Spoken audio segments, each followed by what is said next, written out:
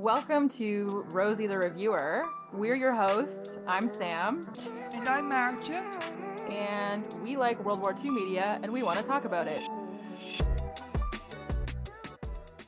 Welcome back to Rosie the Reviewer. This week we're talking about the film Come and See, which came out in 1985. It was directed by Elem Klimov. The screenplay is by Adamovich and Elem Klimov. It's based on two books. One of them is a novel called Katyn that came out in 1971, and the other is a collection of survivor testimonies that came out in 1977 called I Am from the Fiery Village. These are both by Alice Adamovich, who also worked on the script for this movie. And I Am from the Fiery Village is available for free on the Internet Archive under the title Out of the Fire. It's the story of a teenager who joins a partisan unit in German-occupied Belarus during World War II. Adamovich himself was in a partisan unit in Belarus during the war, so undoubtedly his experiences helped to shape the book. And the book and the film depict fictional characters against a backdrop of real events. The film was originally titled Kill Hitler. The title Come and See comes from the book of Revelation. So there's a part in the book of Revelation where the horsemen of the apocalypse are being introduced. So it's like, come and see, and then you see the destruction that's being wrought by these four horsemen of the apocalypse. So very fitting with this movie. And it's available for free on YouTube. What did you think of this movie? I thought this movie was like a bad trip in a good way. I don't know if that makes any sense. The events of the movie are terrible, like actually terrible, terrible. But it's a good movie. It kind of drags you along with this main character who seems to be in a nightmare that he cannot wake up from. It's really intense because there's a lot of eye contact between the characters and the camera, so they're looking at you and their faces do all the acting in this. And I was kind of not looking forward to watching this one because I was sure it was gonna leave me feeling kind of depressed, and it did. But not in a way I expected. I thought I was gonna just not like it, but it is a really good reminder of these stories that we perhaps don't hear that often that did actually happen pretty much in a similar way in real life. So, a good one to remind you that war is terrible. How about you? Yeah, this is an anti-war film that really nails it for me. War is this vehicle for people to commit abominable acts against each other. There's no honor in it. We're seeing the depths of human depravity. It chews up the main character, who's effectively a child. He's 14 or so. It chews him up and spits him out. It tears the world apart at the seams. It's totally incomprehensible. We know the violence would have happened to him anyway because we know the context, but from his perspective, the act of picking up a rifle leads to a realm of horrors. He loses everything. And there's no pornographically violent displays of killing, but almost worse is that we get so many close ups of the lead actor's face. And he does such a good job of getting across what he's feeling and how he's reacting to having everything fall apart around him. And as you say, the movie is nightmarish. There's a certain section of the movie where the main character loses his hearing because he is close to an explosion. And so he's walking through this terrifying situation where he's missing one of his key senses, and everything around him makes even less sense than it normally would. And there are parts where there's almost like this sound of insects that you can hear. And in reading the book, there was quite a few people who described the sounds of people screaming from far away as sounding like bees or like bugs buzzing. And we get that kind of sound in the movie, this really unsettling insect sound that's like puts you in mind of, bugs eating something dead or something like that. Like it's very kind of sickening. It throws you off. The Germans will just emerge from the fog. There doesn't seem to be a rhyme or reason to when the main character is going to be experiencing violence. And so I think this movie is super well made. One or two things that I'm sure we'll talk about as we go through, but overall, I really enjoyed it. I think it's probably one of the best anti-war movies that we've seen. For me, it kind of comes in the same realm as Son of Saul. It has a similar kind of close up, intense way of going through the motions of the war where it almost feels like involuntary, all the stuff that's happening. I guess it is kind of involuntary because we're going from place to place trying to not die in the meantime. The sound of the bees made me immediately, now that you've just talked about the four henchmen and the apocalypse, made me immediately think of locusts, like a plague of locusts as well, which is interesting now in context. I hadn't thought of it when I was actually watching the film, but that and being at a concert where people are just screaming so loudly that you can't really hear anything anymore. So, but that's obviously a totally different situation than this one. Another thing I thought was it didn't feel like a movie from '85 to me. I thought it was newer until I looked at it. I don't know what made it feel sort of contemporary, but it did feel a little bit contemporary. Maybe because it's shot a little bit as an art house film. Every shot is composed in a certain way that's really modern and feels on purpose, and I enjoyed that about it. So yeah, overall good experience. Shall we provide the people with some context? Yes, let's, because I feel like not all of us know a lot about Belarus in World War II. Belarus at the time was a part of the Soviet Union. It's on the western border of Russia and the northern border of Ukraine. It sits directly between Poland and Russia, so directly in the path of the German advance eastward, if you're picturing it from a World War II context. This movie is all the characters speak Belarusian, which is a mutually intelligible language with Russian and Ukrainian. As you can imagine, all of these people, all these borders have been very fluid over the past few hundred years. So a lot of these people are culturally and linguistically very similar. Belarus was invaded by Germany on June 22nd, 1941. Throughout the next 3 years, Belarus was never fully pacified. Many of its inhabitants fought a fierce partisan war against their would-be German occupiers, which we will see depicted in the film. And in June 1944, Operation Bagration began.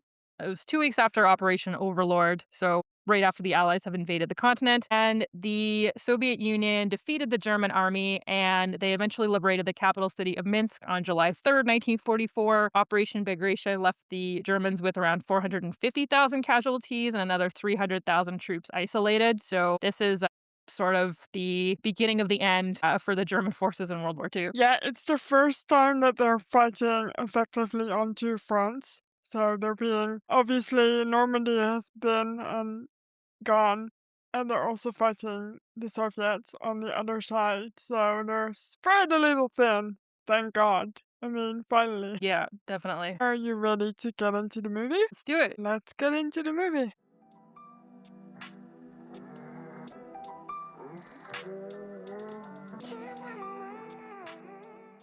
We open in Belarusia or Belarus in 1943, where we see a village elder played by Kazimir Levetsky as he yells at two local boys for digging up buried rifles in the sand. And he's telling them that rifles are sure to invite trouble because these boys need rifles to be able to join the partisans. And the Germans destroy literally any village associated with the partisans, so it's not a good look. We see a Fokker 189 recon plane, and we see this plane often during the film. It almost seems like this is the same shot we see every time. I'm not sure if it is, but the sky's clear, and basically all you see is that plane. And Sam has something to say about the book. Yeah. So the book is framed a little bit differently.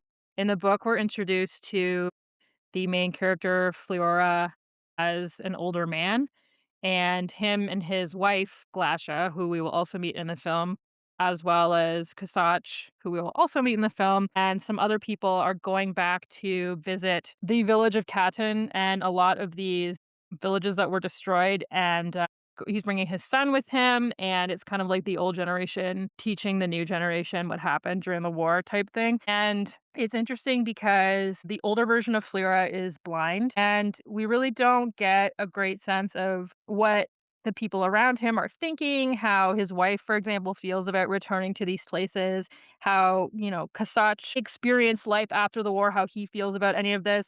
And so it almost feels like Fliora is returning to these places with his ghosts, with these people who are real, living, breathing people in the context of the way we see them in his memory as young people. But now that they're older, they're kind of just around him and he's very isolated in himself. So I thought it was interesting that they took that framing device of the novel completely away. They didn't include it in the film at all. It's interesting because the movie is focused so much on his eyes, and I do get the sense of isolation a lot because we are with him a lot, but we also get to see the other characters, so it's certainly different.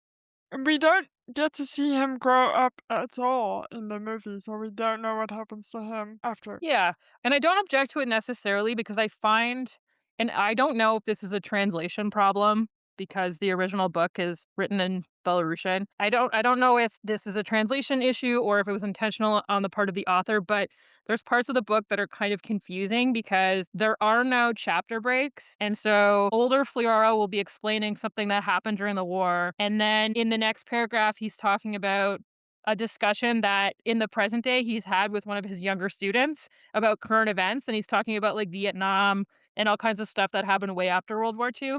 And all these kind of get blended together. So yeah, I don't know if it was strictly necessary to getting the point of the story across. Is it like he's telling the story from beginning to end all in one big go? Does it feel like that? No, not really, because he's going back and forth between the timelines so much. So weird. What a choice. What a strange choice. I reckon it must have been like difficult to read as well because you're so used to like reading a chapter and then saying one more chapter and then I'll stop. But there's no chapters. Yeah, I didn't mind that setup particularly, but yeah, no, you would think it would feel like he's just telling you the story in a stream of consciousness, but it does and it doesn't. I don't know. Interesting though. It's nice to see a different setup in a book. Yeah, for sure. One of the boys is our main character, as we discussed, Flyora Gaishun, played by Alexei Kravchenko, who soon leaves to join the partisans despite his mother's wishes. His mother's played by Tatiana Shestakova. She doesn't have a name in the film, I don't think. It's obvious that Flyora doesn't fully grasp the seriousness of what he's undertaking. It's very much a teenage boy thing where his mother's like, "You're gonna get killed. We're all gonna get killed." And he was like, "Ugh, you're overreacting." Everyone is going. I need to go. Yeah. Yeah, it felt like that. The mother, I thought, was portrayed kind of weirdly in a way because she lets the partisans enter the house and it seems kind of chummy for a tiny, tiny second, and then she's like crying and screaming and asking them not to take away her boy, and it's. I can totally understand, but also at the same time, at the beginning of the movie, I'm not sure as a viewer if you're quite aware of the danger that he's also putting his family in by leaving. I don't I'm not sure if I was. It kind of crept up on me a little bit that even though the old man had warned him about the horrors that would become them if he left with a rifle, I guess I'm always hopeful that there's a good ending or something. But for these people in Belarus, there really was no happy ending whatsoever. Yeah, the other piece here too is that the Germans very much used partisan activity as an excuse to raise villages to the ground. So whether or not you had someone in your family who was with the partisans, they would be like, "Oh, some partisans came and stole some water from your well. You're helping them." Into the fire. Like it very much was just a reason that the Germans gave. But I mean, when the Germans first started raising villages to the ground in Lithuania and Belarus during the summer of 1941, there, of course, was not any partisan activity yet. So it's a flimsy excuse at best, I think. But I think it's interesting that they bring it up in such a way that it does make the main character feel guilty. He does feel responsible for what has happened to his family. Yes. And this is the scorched earth policy that we've talked about in other episodes where the Germans would come and just burn entire villages. We'll get to just how many at the very end, but it's not good. Yeah. The cool thing about Belarus is that they did have an extremely active partisan movement, and the Germans fully did not expect this to happen. They viewed Belarusian people as likely to be placid and to accept what was happening to them, and that absolutely did not happen. And so there were quite a few organized partisan units. In his book, Adamovich notes 1,255 units in operation, and it comprises almost 500,000 people. And they were extremely effective at making things difficult for the Germans. And so, if you kind of think about where the Eastern Front was, the Germans would have liked to be able to move supplies and troops through Belarus without having to devote a significant amount of troops to keeping the area pacified. And the Belarusians did not allow them to do that. And so the Germans were always having to take units away from the front to try and pacify the Belarusians, to try and ensure that they could get supplies safely through Belarus. The partisans were especially good at destroying railroad tracks and delaying German supply lines. And so, yeah, they were definitely a thorn in the German side throughout the war. Lots of sabotage. I do like that. Imagine though, like 500,000 people. That's a lot. Yeah. The camp in the woods, Fiora encounters the partisan commander Kosach, played by God. Leo Borimas Lochevicius or something. A really difficult name. I'm very sorry. You were great. And he's the absolute archetype of a folk hero. And Fiora aspires to be like him, but he's soon left behind as the rest of the men go on a raid. And he's not very pleased. He has to give up his boots to another man who has holes in his boots. And I don't know what it is about military boots in movies, but they're always such a source of pride and honor. And this poor boy has to give them up. And he gets to be upset over it with Glasha, who's a young woman who works at the camp, played by Olga Mironova. And she does not like being perceived as being remotely interested in Kasach. This character of Glasha, she introduces herself at first to him as Rosie, and then she says, oh no, it's actually Glasha. This character was kind of strange in the beginning. I had trouble figuring out what she was trying to do with him. And she has a weird little monologue in his face for a while. I was like, what's going on? Yeah, the book, I think, is much clearer with the fact that she is effectively Kasach's girlfriend and she follows them around because she's sleeping with him. And I don't feel like the movie hits that note quite as hard. It almost seems more like she has a crush on him, but he doesn't give her the time of day. No, and they seem really young as well. Like, they make it seem like they're just two kids caught up. I guess they are two kids caught up in a war, but it's kind of innocent still.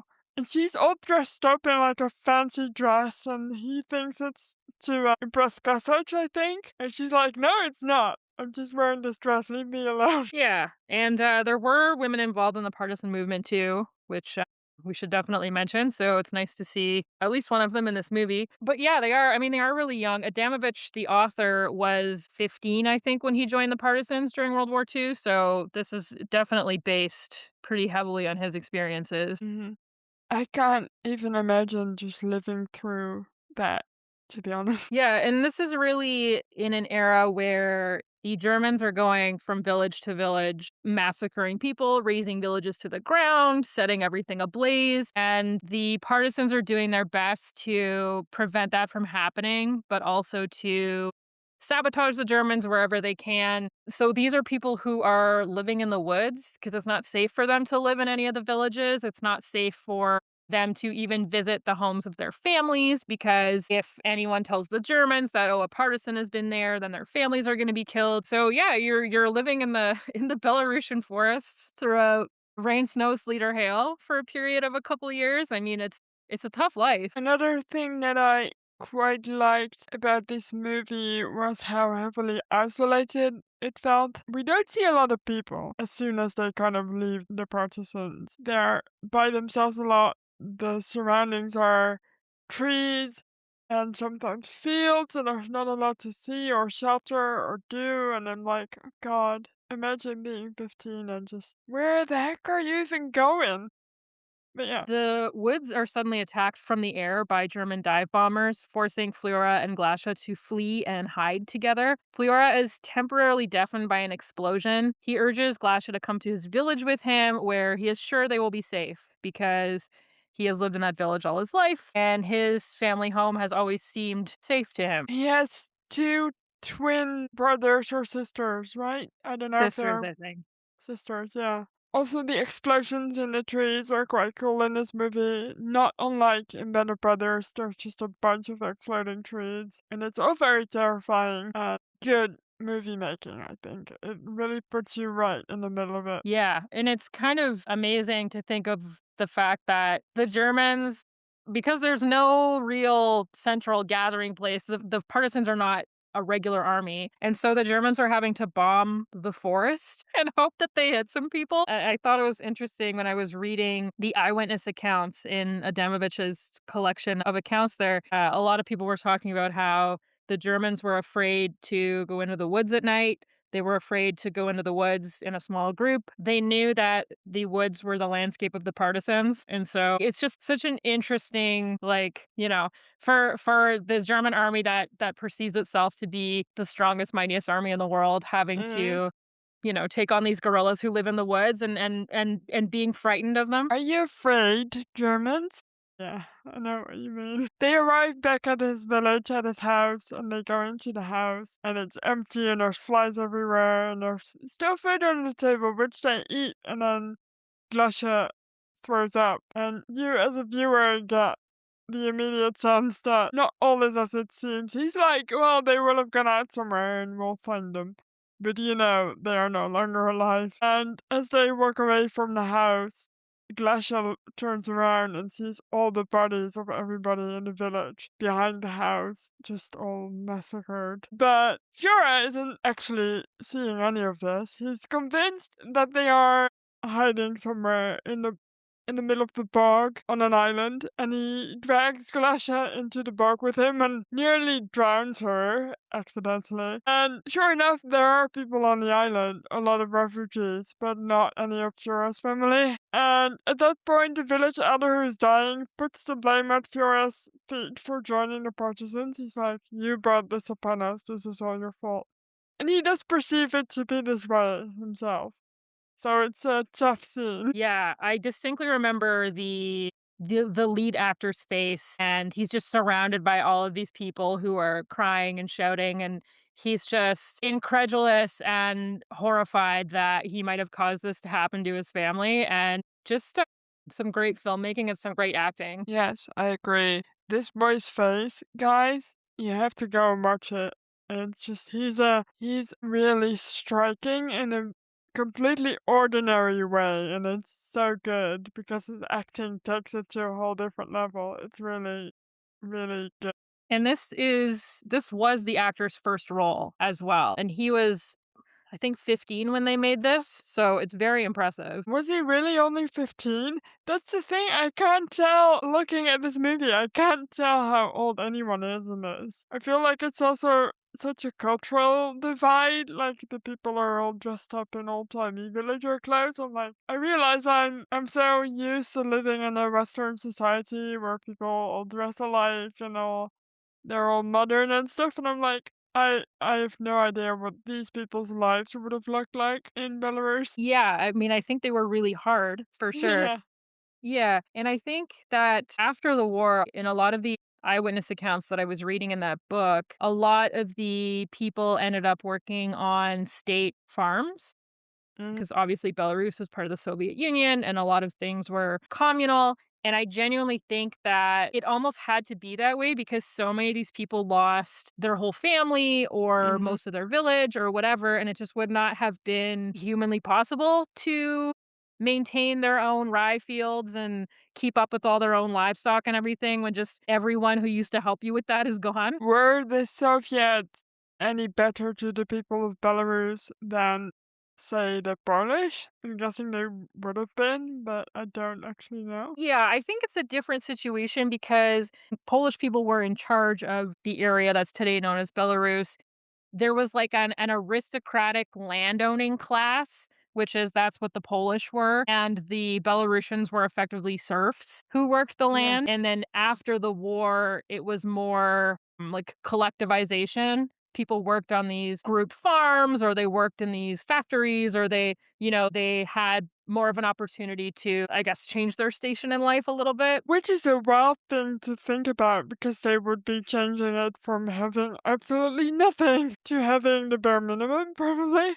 That's pretty such a weird thing to think about. Yeah, I think it's difficult too because this country was very agricultural. Most people lived in remote rural areas and small villages. These were people who were still plowing their fields with animals. They didn't have machinery. This is a very, I don't know, a society that had not changed over much in the past few hundred years at this point. It was probably what we would call a simple life here. Like, if we would call it a simple life. It was for them, it was probably just all they knew. But for us, we would say, oh, these people live a simple life. Yeah, I'll just read this passage from the book when Flyora and Glasha go to his village and he goes to where his house was and the gate and probably is still standing and the gate is open. And so I'll just read you this passage. Glasha walked softly towards the stove, but I still did not enter the wide open gate. Whose hand had opened it and what had happened afterwards? Little tongues of flames shot up around Glasha's feet, and she left behind her glowing red footprints. Smoldering embers clung to the toe of her boot, sending out a shower of sparks, just as her boots had done that time in the clearing. What was I thinking about? My thoughts kept on slipping away from me to one side, ignoring what was most frightening. Resolutely and convincingly, to make myself believe it as well, I told Glasha that everyone had run away, that they were all in the forest. Glasha bent over and was examining something. I tore myself away from the gate and ran over there, scared that I was running. I know only too well what white coals mean. For an instant, it seemed to me that they were white like burnt bones. No, it was the reflection from the stove, our stove whitened by my mother's hands.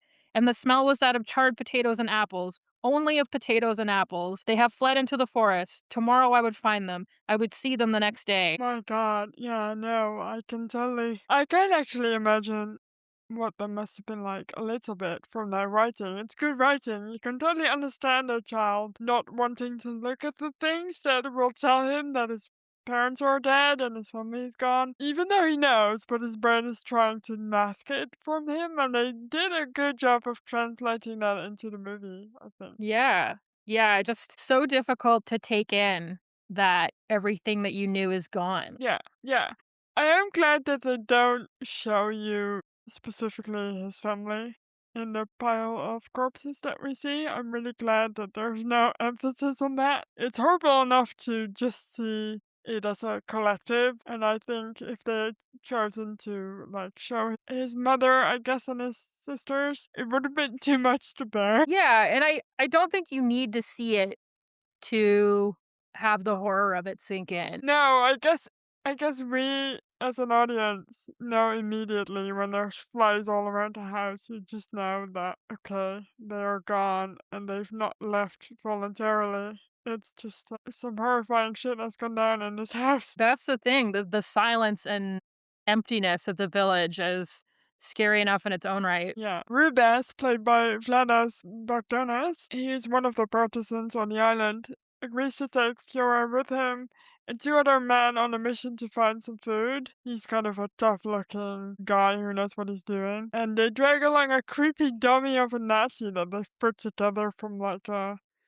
bunch of clay and other stuff, and it's terrifying. They drag it along just to mess with the Germans in a way that seems really not very handy to me. Yeah, it's definitely Fleora finds it very frightening to look at this uncanny valley dummy's face. Yeah, I think what they do really well is they make it look like a skeleton being built up into an even more mangled looking thing that I think wouldn't be unlike a burnt body. Like it kind of gives me the shivers as well. Yeah, there's a part here where originally Rubesh is not going to take Fleora on the mission, but he happens to have a rifle. So they try and take his rifle from him and he refuses to let it go. And it really reminded me of the scene in the beginning where he's digging up bodies on the beach so he can take one of their rifles and he's trying to pull this rifle out of the sand and it's stuck and he's like "Ugh," and he's like really trying to pull it out and it really reminded me of that in this moment and just all the symbolism of like he's already dead effectively, you know.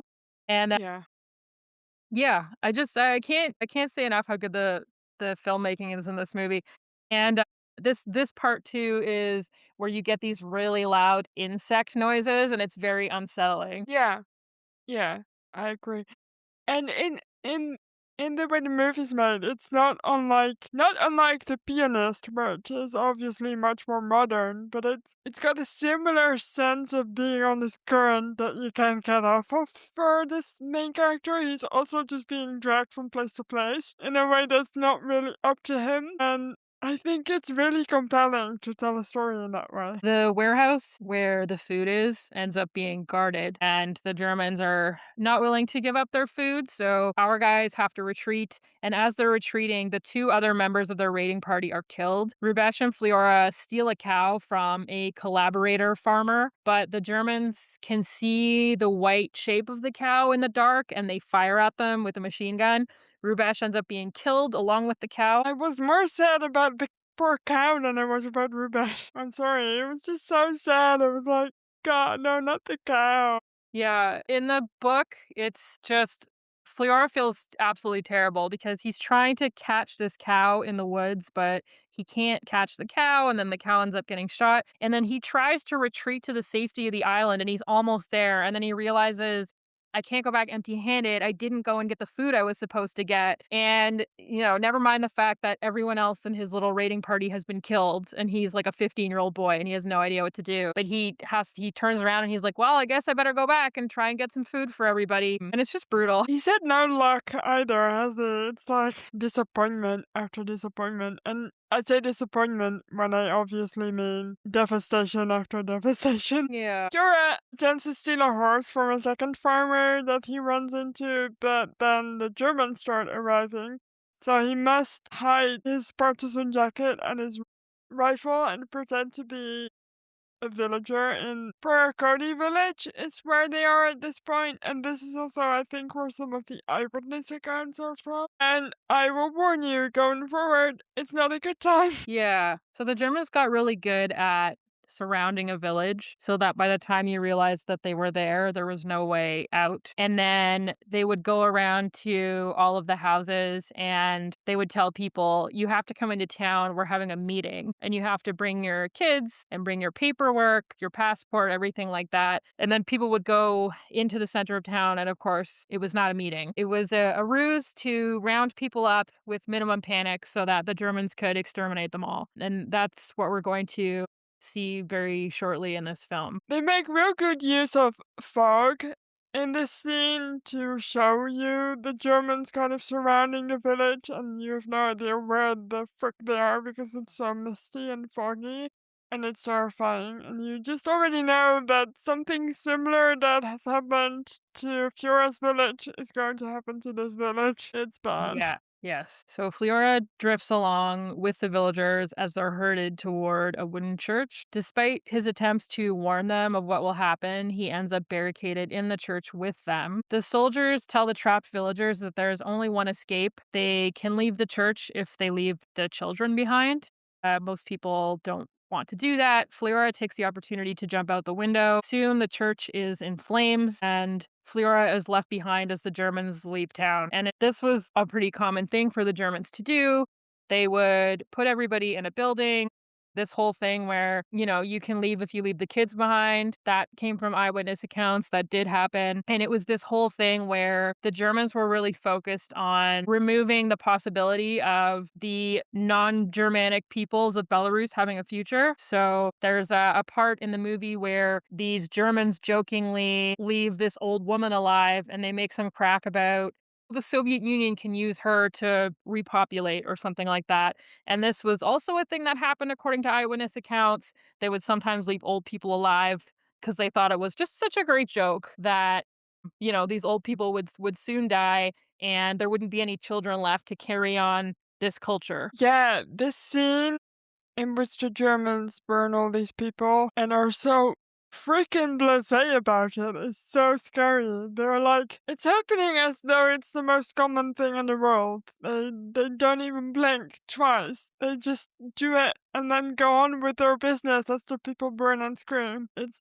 absolutely horrifying. Yeah, and this is very much part of a systematic program by the Germans. They had decided that we've talked about this on the podcast before, but the Germans had this whole thing, this program of Lebensraum or living space, and so they wanted to expand into all these countries where there were already people living and replace those people with Aryan peoples. And so their goal was we have to get rid of 75% of the Belarusian population and we're going to resettle them, but it would be easier to resettle them if there were a lot fewer of them. So this was definitely a systematic program of extermination.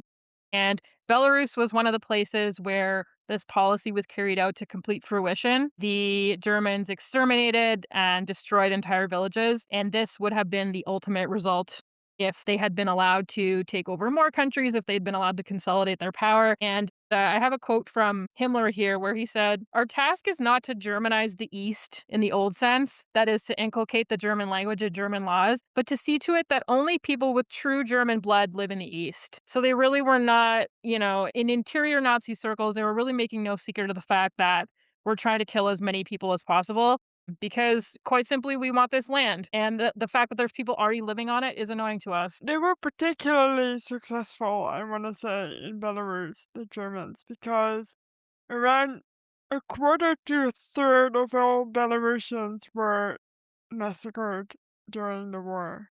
And it's absolutely unimaginable. I don't remember how many that makes, but too many, first of all. And it's just a horrible thing because they didn't discriminate between men, women, or children. Everyone had to go. And as you already said, the children were the future of the race. So this officer that says it in the film that tells the women they can leave if they leave the children behind later also says that he did in fact say it, and he also admits to saying it and feeling the way he feels about the children being the future of this race, and therefore they must be exterminated. And it's impossible to think about that there's actually people who feel this way about other people. Yeah, this scene in the movie is difficult to describe, honestly. There's almost like a party circus atmosphere. The Germans are listening to this loud music while they're killing off civilians, children.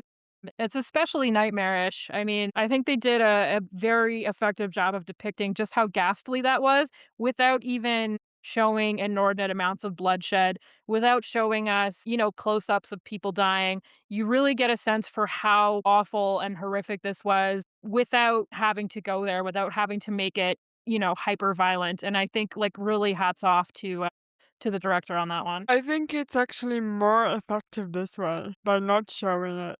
You can hear it though, like they don't shy away from having terrible, terrible audio while the Germans were celebrating their great deed. I can imagine this being in people's nightmares for the people that survived. I don't think they were ever going to get away from the sound of people dying in a burn while being on fire. I can't even think about it without feeling slightly sick to my stomach. Yeah. And there were, of course, a lot of people that left this area or these areas after the war, but there were also a fair number of people who remained, people who lived in the same villages they'd lived in all their lives and they had seen all of their family and friends and neighbors be exterminated, but they didn't want to leave.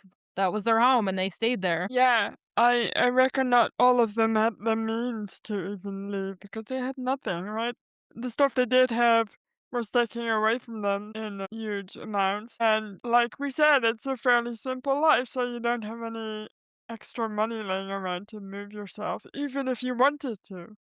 Well, And interestingly, actually, there was a couple of different accounts in the Adamovich book that I read of the Soviet, which was like the local, administration, the local government, would try and get old people to leave if they were living in like, if you have a couple of old people living in a couple of cottages in the middle of nowhere, it's not ideal, right? And so the Soviets would try and get those old people to leave. There's even one story that I read where they offered to pay the son of one of the old women to come back and persuade his mother to move into like a home that they were going to build for her that had all these modern conveniences, and she didn't want to go.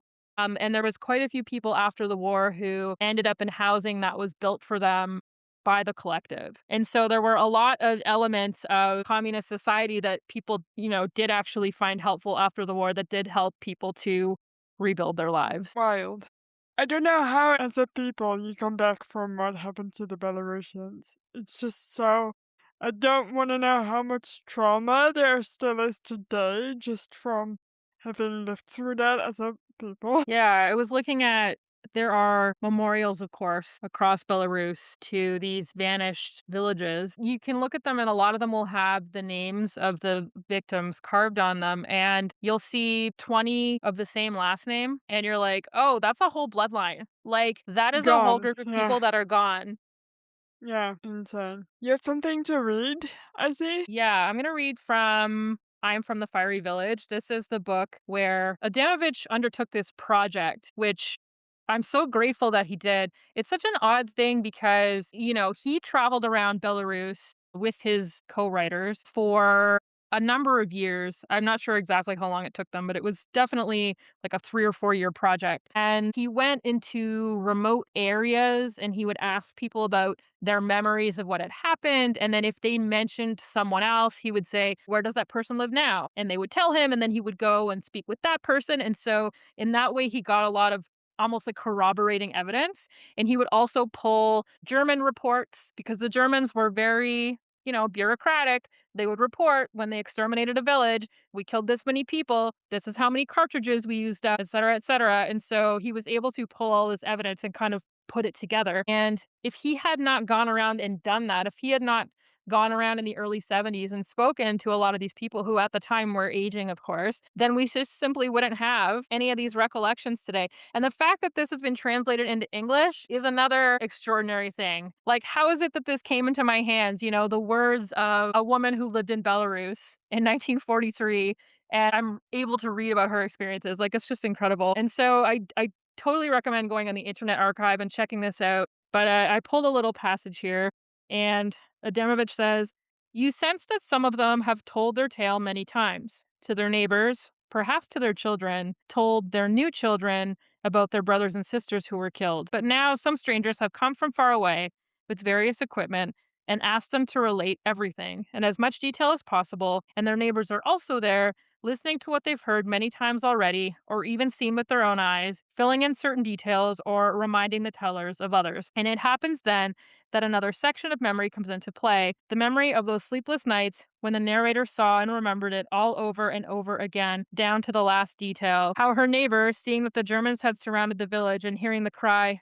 they'll kill us too, suddenly said to her 8-year-old son, Sonny, Sonny, what did you put those rubber boots on for? Your little legs will burn for a very long time in rubber boots. Or how some people sat hiding in a field of rye while the killers ran around looking for them, their helmets ringing against the ears of grain. Or how, after shooting the inhabitants of the neighboring village, the members of an execution squad took shelter from the rain under the eaves along 2 walls of a house in which people were hiding and could hear the Germans' helmets banging hard against the walls. Or what those whom the bullets had spared thought, lying among the dead, and how afraid they were. The snow isn't melting on those who were killed, but on me it is. They'll notice. Or I shivered with cold and thought, they'll see it. Again and again, their memory keeps bringing up from its depths things that struck the narrators themselves with their unexpectedness, their awful incongruity with all that was going on. It's really impressive that it's also beautiful writing from him. So it's really poignant to read his description of things and then hearing the words of the people,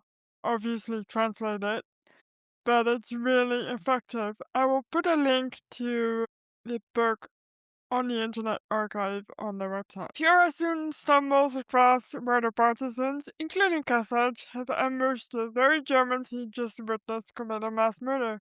This happens quite quickly in the movie, kinda confused me for a second or two.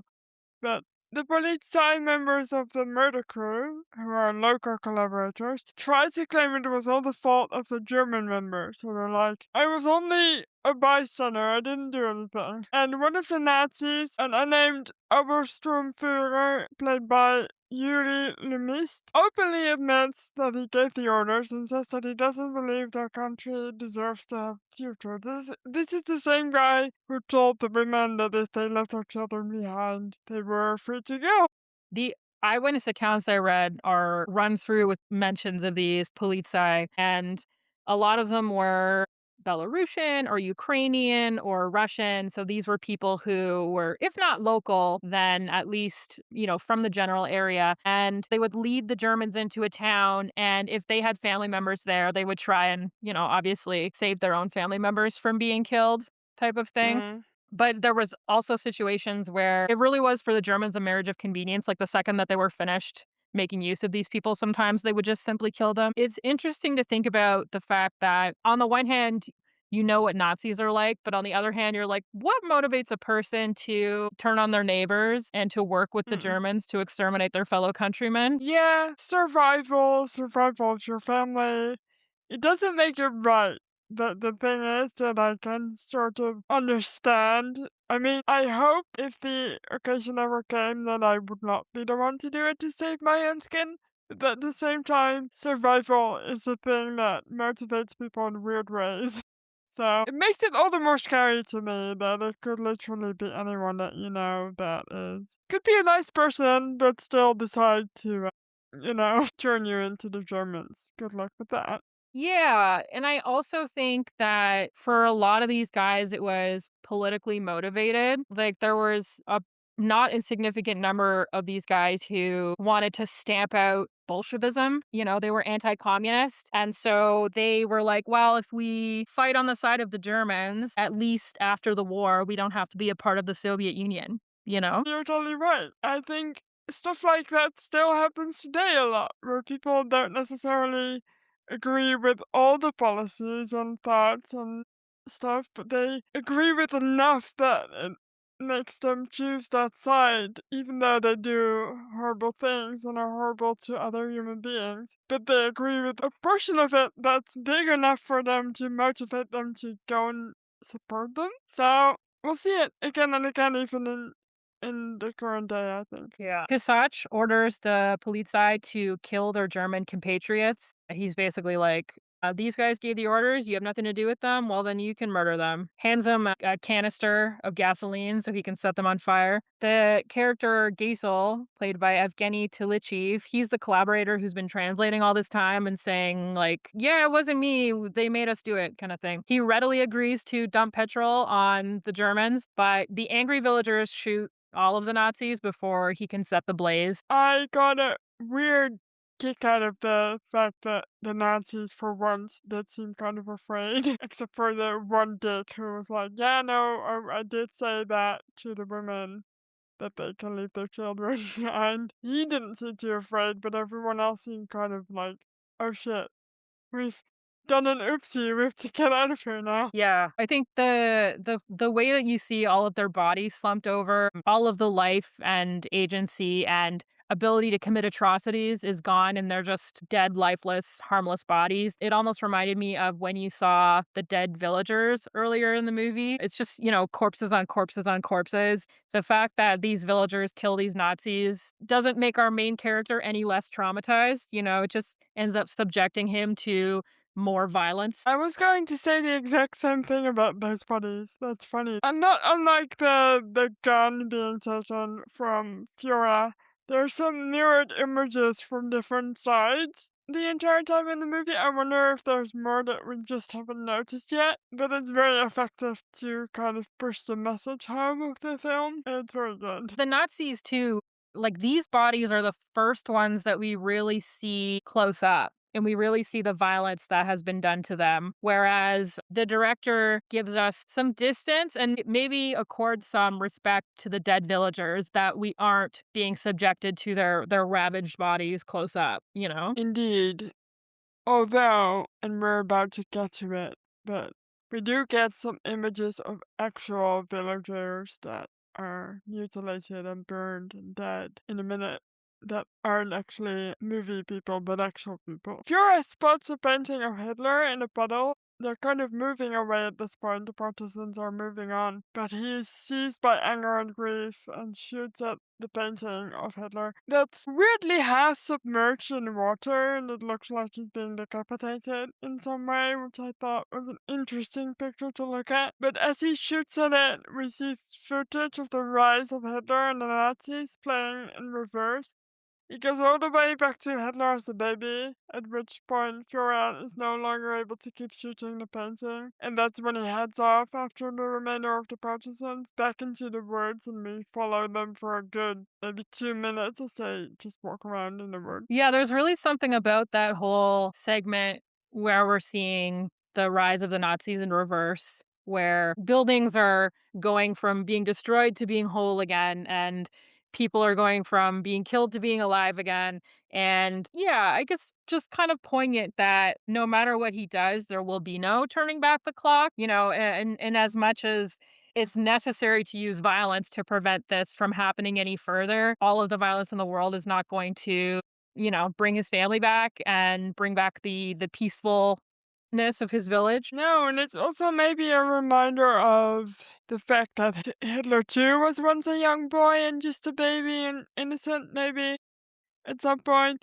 And I wonder if Fura is like, because he's violently shooting at this painting, if he realizes that he doesn't want to become the monster and that's why he stops shooting. I don't know if I'm reading too much into it, but there's a bunch of things you can read into this scene, and it's a really different ending to any movie I've never seen it done like this, and it's like a war in a flash, and evil in a flash, but also evil before it was evil. So it just made me think a lot. Yeah, and I almost think too that it's this sets him and the partisans, I suppose, by extension, apart from Hitler and the Nazis because even though he knows that that baby is little Hitler, he still can't bring himself to kill a child. Whereas for the Nazis, the whole thing is to try and exterminate as many Belarusian children as they can. Exactly, yeah, that's exactly what I was trying to very poorly express a minute ago, so thanks. I have a quote from the director here, Elem Klimov. He said, I understood that this would be a very brutal film and that it was unlikely that people would be able to watch it. I told this to my screenplay co author, the writer Alice Adamovich, but he replied, let them not watch it then. This is something we must leave after us as evidence of war and as a plea for peace. Amen. And I think people should watch it. It's horrifying, but I think it's good to remind ourselves that stuff like this happened and that we're not out of the woods yet, that stuff like this could happen again, and we should be very aware of that, and that we should try whatever is in our power to stop it from happening again. And the movie's a good reminder, for sure, that atrocities happen and that they're almost unexpected in a way because it's so impossible to imagine those kind of horrors and we almost don't see them coming. We get an end card that says 628 Belarusian villages were destroyed along with all their inhabitants. And I would note that this only includes villages that were fully destroyed and all the inhabitants were exterminated. Thousands more villages were destroyed or partly destroyed but left survivors. Like we're talking almost 5,000 villages, I think. And then there were more villages on top of that where the villages were razed to the ground, but by and large, most of the population survived. And you can see pictures that Adamovich included in his book, or you can go and look online at particularly the Katyn village memorial. They still have all of the chimneys that are there from the houses that burned down, and they have bells attached to them so that when the wind goes by, you can hear bells from all the houses where people used to live. And it's just quite a thing to look at effectively a huge meadow where you know that 100 or 200 people used to live, and all trace of them is gone forever. It's criminal to think about that. I don't want to think about it for too long. It just makes me depressed with the human race.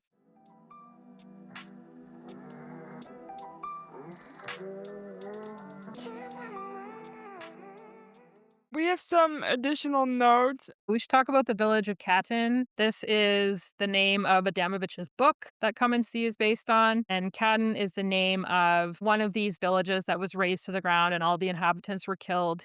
And it's become a symbol for all the lost villages of Belarus. So, like I said, they have quite a substantial memorial there that people can go and visit. 149 people were murdered, including 75 children. This has effectively become this very symbolic place. They call it a cemetery of villages. And so they have a cemetery and it's full of markings for each of the lost villages of Belarus. And at the time of the printing of the book, anyway, it was the only cemetery of villages in the world. And so there were quite a lot of these villages that were razed to the ground, and most of the inhabitants were killed, and people did return and build the village up again. But there's also quite a substantial number where simply nobody ever came back, and there are no villages there today.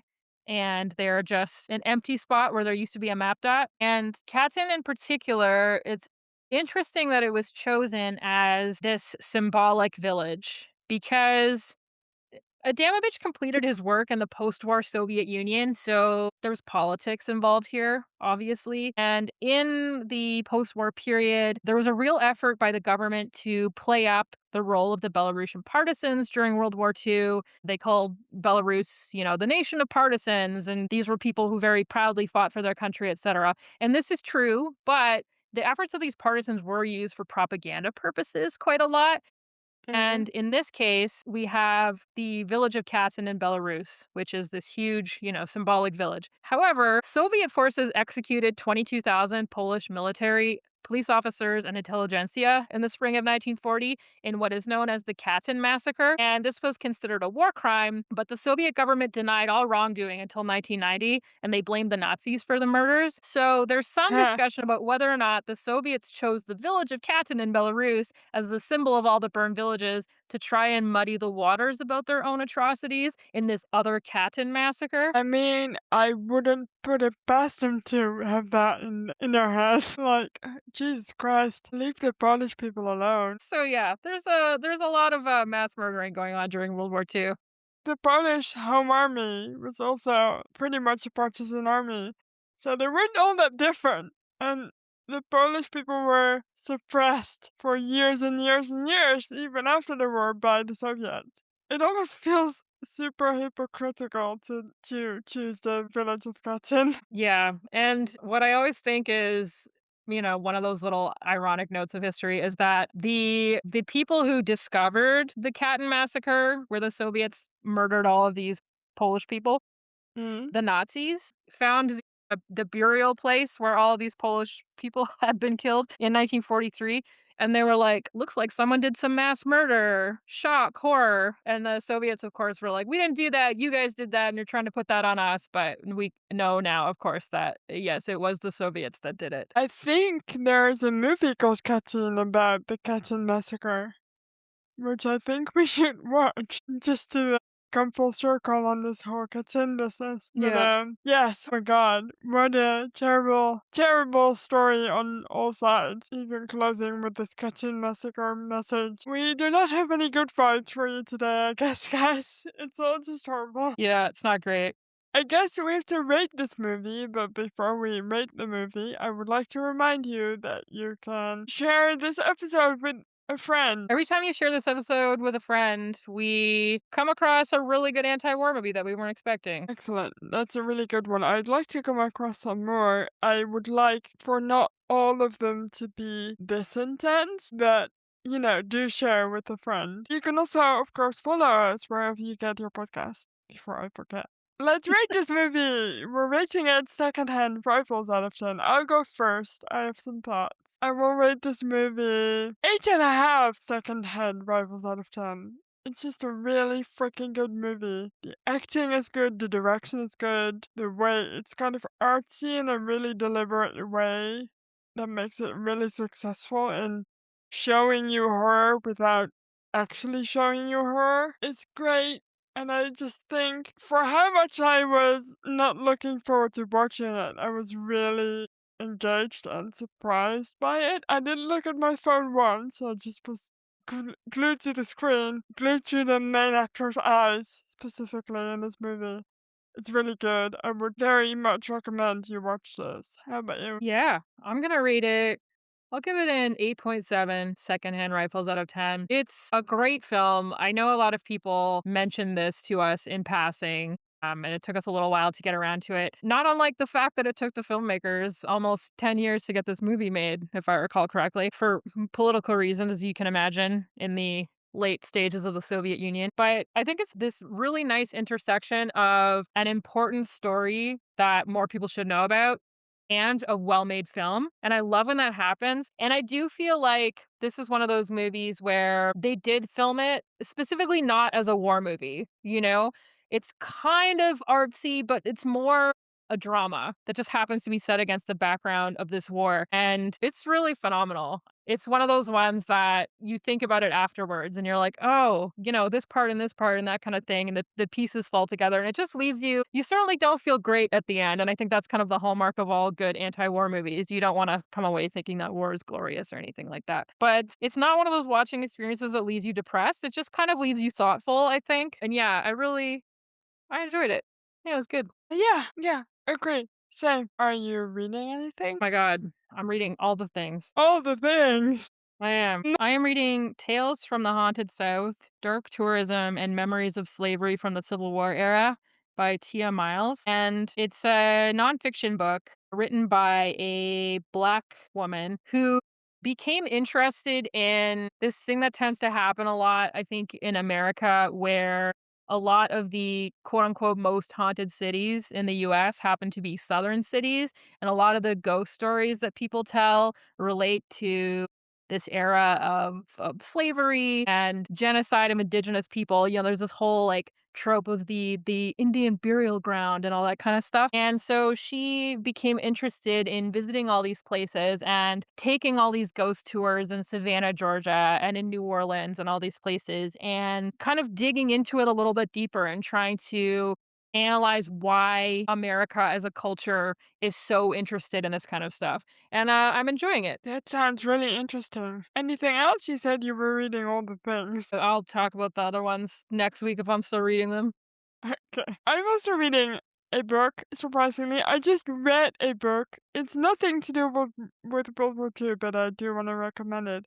It's called The Names. I forgot who it's by, which is typical for me, but look it up. It's really good. And I'm currently reading a book called An American Marriage, which is about this black couple, and I don't know what time we're in, but he gets falsely accused of a crime that he didn't commit, and he goes to prison for it. And it's about the lives of these people along with one of their friends as they navigate what happens to him. And he eventually gets released. I'm not there yet in the book, but I'm enjoying it. It was apparently recommended by Obama as his favorite book of the summer of 2019. So, I don't know, that's a good recommendation to have. I feel like I'm back into the reading game a bit, which I enjoy. Hell yeah, that's awesome. I guess that's it for this week. Thank you for listening to yet another Rosie the Reviewer. You can follow us wherever you get your podcasts and rate us 5 stars. You can also follow us on Instagram at Rosie the Reviewer Podcast, or you can visit our website for more information. And we'll see you next week. Bye.